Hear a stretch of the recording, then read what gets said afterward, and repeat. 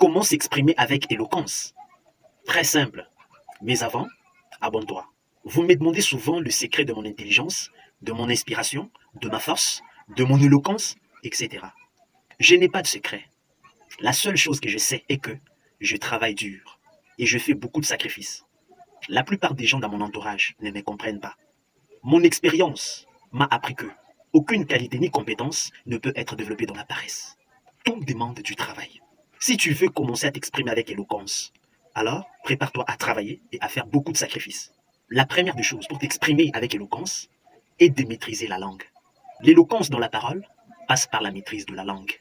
Quand tu maîtrises parfaitement une langue, tu seras très confiant et fier de toi. Et lorsqu'il s'agira de t'exprimer, tu seras très à l'aise. Un jour, quand j'étais à l'université, mon professeur m'a fait un compliment que j'ai beaucoup apprécié.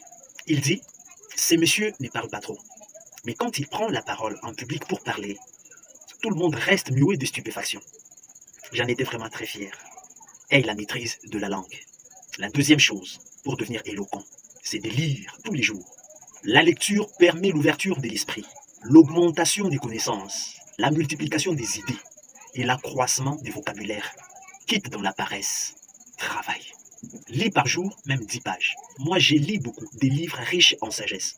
Victor Hugo a raison quand il dit « Lire, c'est manger et c'est boire. Un esprit qui ne lit pas maigrit comme un corps qui ne mange pas. » Si tu veux devenir éloquent, commence à lire. Troisièmement, parle lentement, avec confiance et en regardant les gens dans les yeux. Quand on me donne la parole en public, je ne me précipite pas à parler. J'attends toujours 2 à 3 secondes et je promène mon regard à travers toute la salle. Ces gestes rendent ma salle très calme et tout le monde devient impatient d'écouter ce que j'ai à dire. Et quand j'ouvre la bouche pour parler, je prononce directement des paroles qui touchent mon public et le poussent à m'admirer. Je ne perds pas de temps avec des salutations ou des choses inutiles.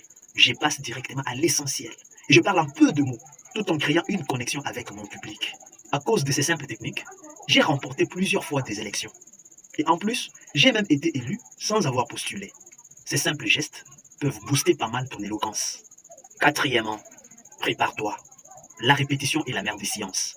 Avant de prononcer un discours, de tourner une vidéo ou de m'exprimer en public, je prépare toujours soigneusement mon message.